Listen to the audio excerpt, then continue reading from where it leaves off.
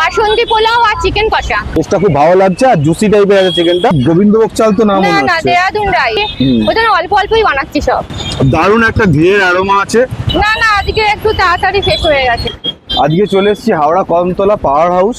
পাওয়ার হাউসের সামনে এখানে নবরূপম সিনেমা হল ছিল, তো এখন মার্কেট হয়ে গেছে।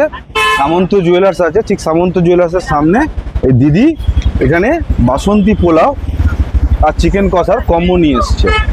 তো কীরকম বাসন্তী পোলাও, কী পরিমাণ, কীরকম কোয়ান্টিটি পরিমাণ দিচ্ছে না দিচ্ছে, কি আছে কম্বোর মধ্যে, সব কিছু দিদির থেকে জানবো। তো চলো দিদির কাছে জেনে নিচ্ছি।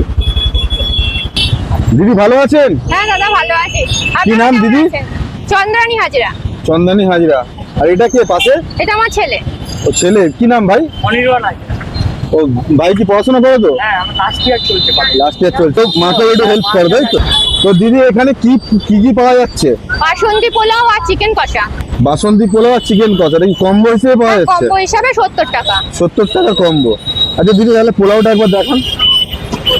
শেষের দিকে দাদা পুরো একদম। শেষের দিকে একদম। তো আমরা একটু লেট করে এসেছি না তাড়াতাড়ি শেষ হয়ে গেছে? না না, আজকে একটু তাড়াতাড়ি শেষ হয়ে গেছে। একটু তাড়াতাড়ি শেষ হয়ে গেছে।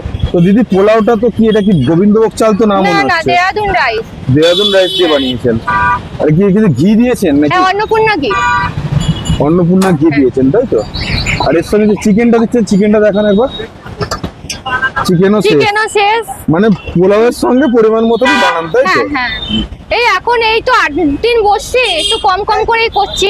ওটা না অল্প অল্পই বানাচ্ছি সব। তো চিকেনটা মোটামুটি কত পিস কত রেখেছেন এটা? 50-60 গ্রাম তাই তো? ওরকম। তো আজকে চন্দ্রানীর দোকান থেকে বাসন্তী পোলাও আর চিকেন কষার কম্বোটা নিয়ে নিয়েছি। তো দেখো এই কোয়ান্টিটির বাসন্তী পোলাও আছে আর এরকম সাইজের 2 পিস চিকেন আছে, ঠিক আছে? পোলাওটা টেস্ট করে দেখি।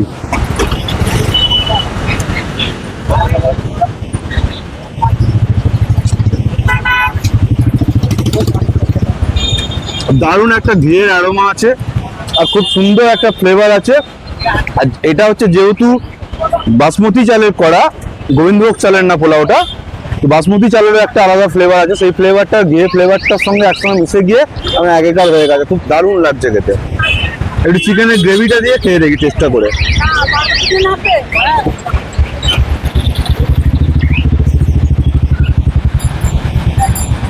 মুখে বল না, জিভে জিভে গেলেই সেই টেস্টটা বোঝা যাচ্ছে যে কতটা ভালো করেছে চিকেন কষাটা।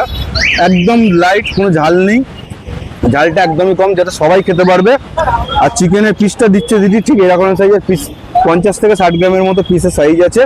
তো এই চিকেনটা খেয়ে দেখি।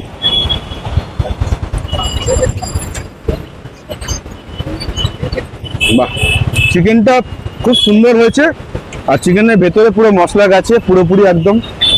টেস্টটা খুব ভালো লাগছে আর জুসি টাইপের আছে চিকেনটা, আর চিকেনটা খুব সফটও হয়েছে। তো এই ধরনের এত ভালো খাবার খেতে গেলে যারা হাওড়াতে আছো তাদেরকে বলছি, যাদের বাসন্তী পোলাও আর চিকেন কষা খাওয়ার ইচ্ছা হবে, তো একবার অন্তত দিদি থেকে নিয়ে তোমরা ট্রাই করে দেখতে পারো। তো দিদি খুব স্ট্রাগল একটা সময় করেছে, এখন অল্প অল্পই জিনিস নিয়ে বসেছে। তো তোমরা একবার আসলে খেলে নিরাশ হবে না, একটুখানি বলতে পারি টেস্ট যা আছে। তো দিদি এই যে এত ভালো খাবার, এই খাবারটা খাওয়ার জন্য মানুষ কোথায় আসবে? কদমতলা পাওয়ার হাউস, হ্যাঁ, সামন্ত জুয়েলার্সের সামনে। সামন্ত জুয়েলার্সের সামনে, কদমতলা পাওয়ার হাউস সামন্ত জুয়েলার্সের সামনে। ঠিক আছে দিদি, থ্যাংক ইউ।